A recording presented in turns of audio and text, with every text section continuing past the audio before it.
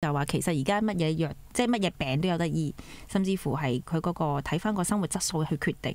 咁所以我就好信得過潘醫生，唔該，真係幫我即係。因為我諗個心係好亂啊，好亂同埋好傷心啦。因為我媽咪咧係一個係啊，即係好個好健康，完全你 feel 唔到有病啊，又好開心啊。係啦，點解會無端端第4期咧？仲要第4期喎？一般一聽人講，即係等於得翻幾耐咧？半年。等於好似死刑咁咯，真係嗰個1個星期入邊咧，係咁喊，係咁喊，即係屋企成員個個都係啊！一聽到呢個消息，個個都好傷心，跟住即係要時間去咯，即係去俾我哋去過渡啊，唔係一時刻接受到㗎，係真係好辛苦啊！嗰個禮拜過得會咁嗰陣時點樣發現呢？其實我都問翻佢點解無啦啦會照個肺片？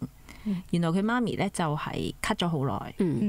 終於就係咳到出血啦，咁佢先去照。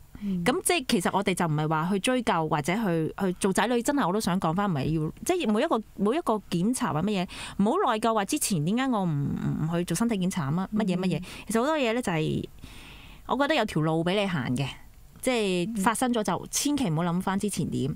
咁佢媽媽咧就真係之前冇做咗身體檢查嘅，但係佢 keep 住睇醫生㗎，佢一傷風咳就睇醫生，佢都有睇，一路睇住嘅。有冇照肺啊？就係冇啦，就係冇。嚇！咁所以咧喺呢一方面咧，阿潘醫生你點睇？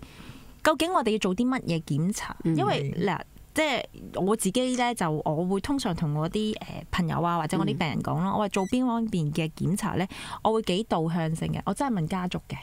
咁你屋企人咧，即係個身體，即係無論係長輩啦，係點樣去啦，有冇真係癌症即係多嘅咧？即係邊方面咧？咁我話你嗰邊咪做下咯，跟住就睇有冇症狀啦。咁你又點樣建議人係做一個檢查，即係去即係盡早去發現呢一樣嘢咧？